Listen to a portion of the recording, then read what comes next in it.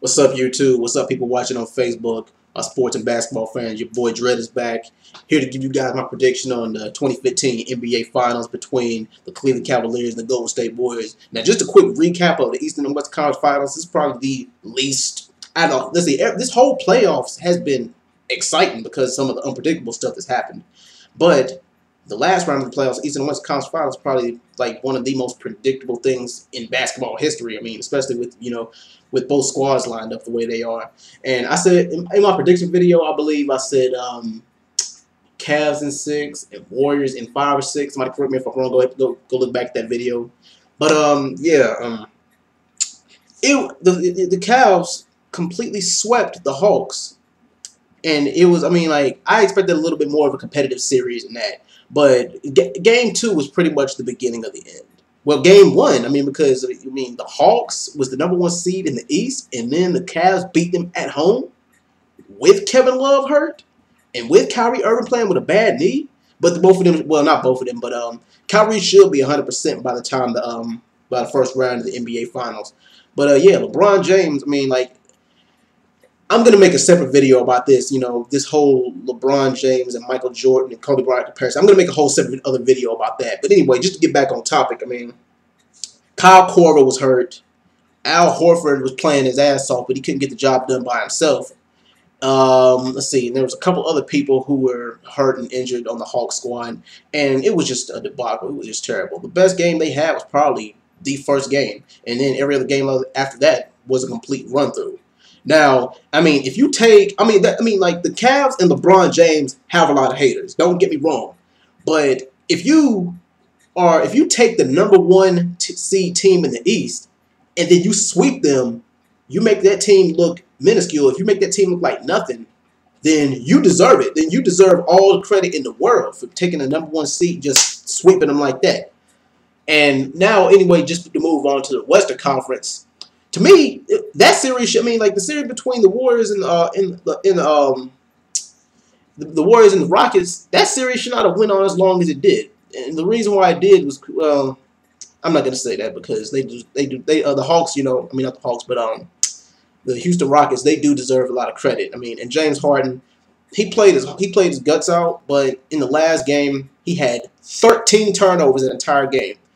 You can't win turning over the ball. I mean, you can't shoot yourself in the foot, with all these turnovers and stuff and expect to win. He made the shots. He just couldn't hold on to the ball down the court. And Dwight Howard, poor guy. People are not gonna. That's another. Like, out of the top 10 players in the league, that people are just not gonna leave alone and not just get off his nuts. Dwight Howard's one of those guys. And he says, "Well, I still feel like a winner," and you should. But your team didn't win. So that speaks a lot by itself. But yeah, good luck to them. I mean, like, I think he's got like another year on his contract, but we'll see where he goes. And well, yeah, we're just gonna see how that plays out. But anyway, on to my prediction. LeBron James match. All right, let's see, who can LeBron James match up with in the Cavaliers? Who's gonna guard him? Andre Iguodala has the size, but I don't know if he's going to have the speed and the stamina to keep up with him. But here's the thing. Like, when Steph Curry steps on the same court as LeBron James is no longer the fastest guy on that court. And neither is Kyrie Irving. But Steph is going to have to match up with Kyrie. And I think that LeBron's probably going to end up having to be double-teamed, to contain him. Because Bogart, I believe, I hope I said his name right, the center for the Golden State Warriors. Yeah, he's going to have to stay in the paint if he wants to get over on Dragon. I believe he can out-rebound. Outscore him? Probably so. Out-rebound him?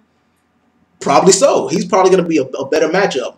And Klay Thompson, I said he was going to step up just in case anything happened to Steph Curry, or because he was so quiet in the round, in the semifinals round.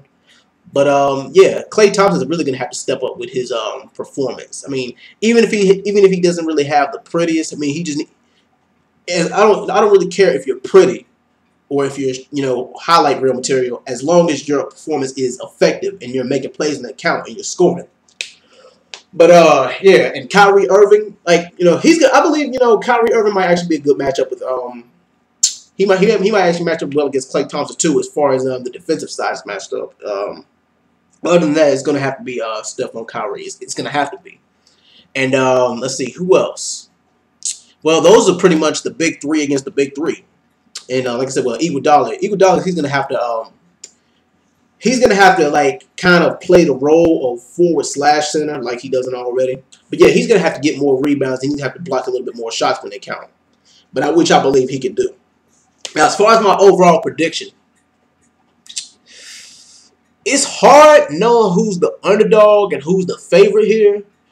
But I'm gonna have to say, out of this, I'm gonna have to say that Golden State is probably gonna be the underdog. You got one team who hasn't won or a championship, period, in franchise history, Cleveland, and you got one who has not been to an NBA Finals game or any kind of championship game in 40 years, the Warriors. So it's hard to pick who's the favorite, who's the underdog between the two, especially because the teams match up so well. But I'm gonna go ahead and say, for all intents and purposes, because one guy has a team, one guy's team, he's the face of the league, and then the other one's the underdog. So for all intents and purposes, I'm just gonna say that the Golden State Warriors are the underdog, and the favorites is the Cleveland Cavalieros. Yeah, that's the Spanish word for Cavaliers. But anyway, I don't know how popular this is gonna be because I try to be as unbiased as I can, especially since I'm not really a big fan of either one of these teams. I just like watching them play. This is just my unbiased prediction. This is how it's gonna go. The Warriors are gonna win the first game. The Cavaliers are going to win games 2 and games 3. The Warriors are going to win game 4 and game 5. The Cavs are going to win game 6. And the Cavs are also going to win game 7.